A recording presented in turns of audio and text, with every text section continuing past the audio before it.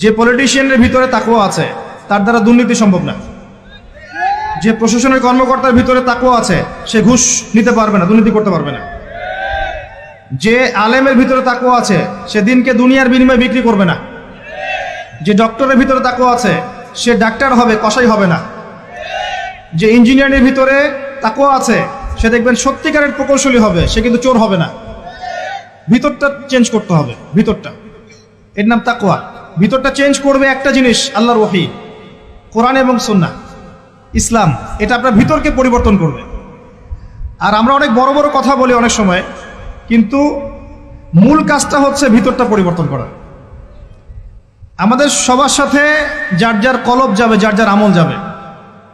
আল্লাহ পাক আমাকে কলার চেপে ধরে বলবেন না যে বাংলাদেশে ইসলামী খেলাফত কায়েম করে আসো নাই কেন, এটা আল্লাহ পাক আমাকে বলবেন না। আল্লাহ পাক বলবেন তোমাকে যে দায়িত্ব দিয়েছিলাম ওই দায়িত্ব ঠিকঠাক মতো